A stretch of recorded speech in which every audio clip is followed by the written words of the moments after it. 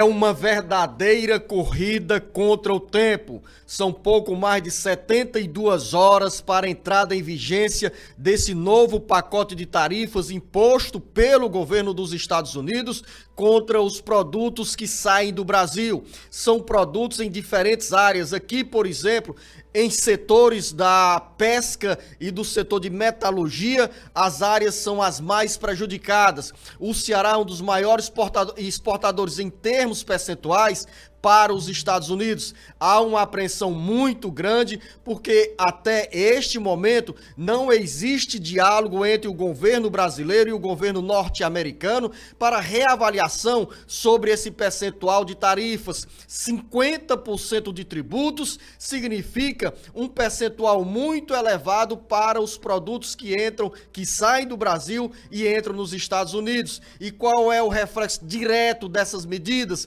desse chamado tarifaço? É que muitas empresas terão inviabilizadas essas exportações e sem venda desses produtos para outros mercados, porque não tem como, de repente, de hora para outra, em apenas um mês, essas empresas reencontrarem caminhos para vender esses mesmos produtos na mesma quantidade que hoje é comercializada para os Estados Unidos. Como desdobramento de toda essa situação, uma angústia para as empresas e para a economia de um modo geral, porque isso se reflete na redução, na desaceleração da atividade econômica e com a ameaça inevitável de demissões. Sobre esse assunto, eu puxo o jornalista Beto Almeida, porque o governador Eumano de Freitas tem hoje uma reunião com o vice-presidente da República, ministro da Indústria e Comércio, Geraldo Alckmin, que é um dos interlocutores brasileiros com o governo norte-americano, e essa reunião de hoje gera expectativa, porque lá em Brasília estará Eumano de Freitas, com lideranças empresariais dos setores mais afetados pelo tarifaço no Ceará.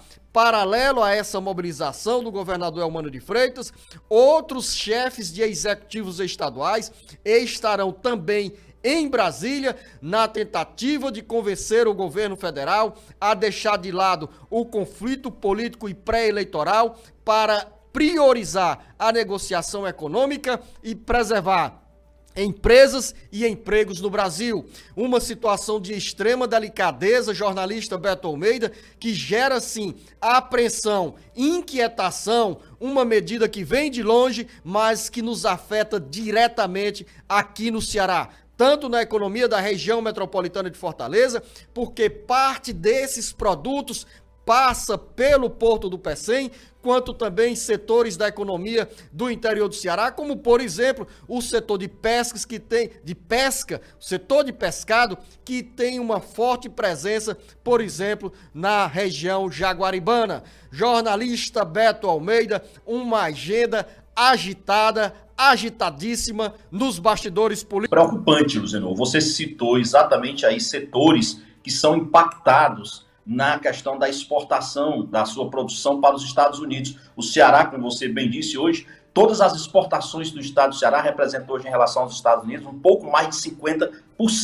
Você imagina o impacto que isso terá na economia do estado do Ceará e na geração de emprego, na manutenção de empregos. E você ainda esqueceu ainda de um setor que é importantíssimo aqui para o estado do Ceará, que é o setor calçadista, que tem também, exatamente no mercado americano, o seu foco principal de produção aqui no estado do Ceará. Então, isso imagina o impacto que terá na manutenção desses empregos. O governador Eumano de Freitas tem dito que já vem trabalhando num plano de emergência. Não divulga esse plano com antecedência, porque diz que vai aguardar exatamente essa reunião de hoje, terça-feira, com o empresariado cearense e o vice-presidente Geraldo Alckmin, para depois, então, avançar. Mas outros estados da federação, Zenô, não estão aguardando pelo governo federal, não. Eles já estão adiante, já anunciando alguns planos de contingenciamento. É o caso do estado de São Paulo, que já anunciou, por exemplo, uma linha de crédito, de financiamento direto para os exportadores. E olha que São Paulo tem grandes empresas como, por exemplo, a Embraer, que produz aviões. Então, esse impacto do governo federal,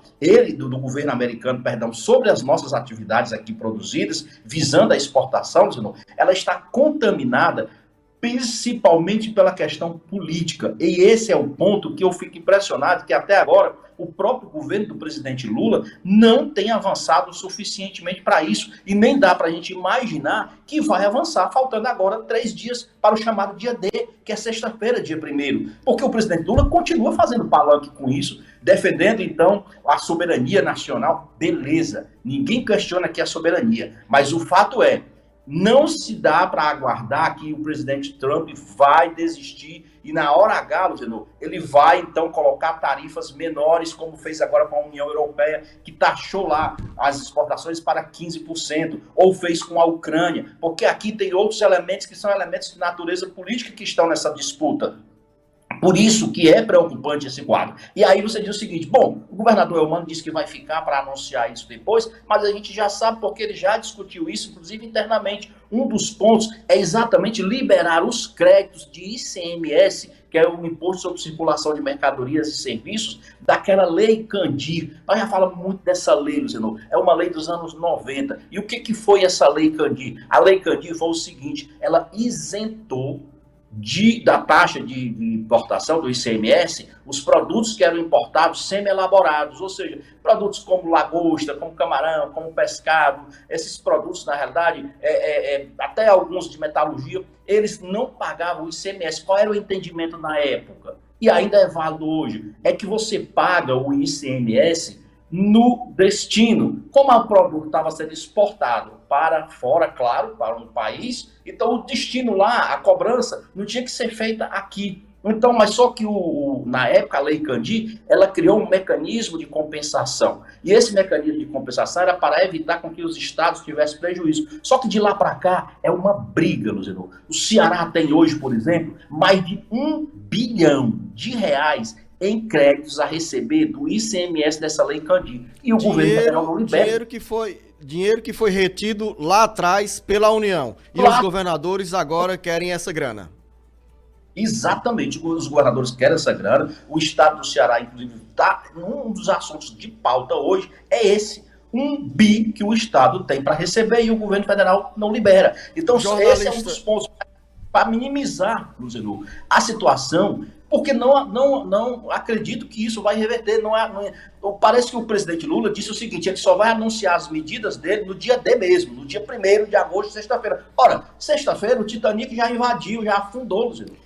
Jornalista Beto Almeida, vamos esperar que o navio não afunde, porque, embora nós sejamos bem pequenininhos nessa discussão, nesse debate tão gigantesco, mas estamos falando diretamente para o cearense, porque o estado é um dos mais afetados pelo tarifaço.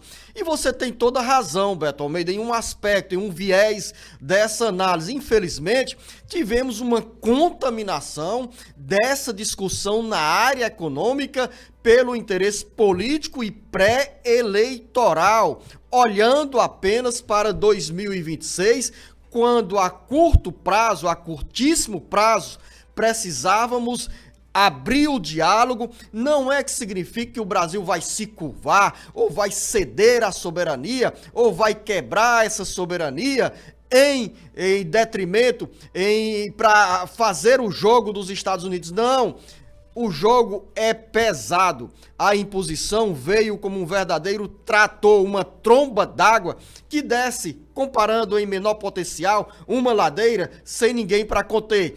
Então, uma tarifa de 50% sobre as exportações brasileiras, as exportações cearenses, é uma verdadeira tragédia na economia. Mas ao invés de se priorizar essa discussão, colocar o debate econômico na frente de qualquer outro interesse, o que se viu nos últimos 20 dias é essa imersão na área política e pré-eleitoral, gerando sérios prejuízos. Daí, essa corrida meteórica, apressada de todos os governadores para tentar salvar essa situação que, repito, é de extrema preocupação.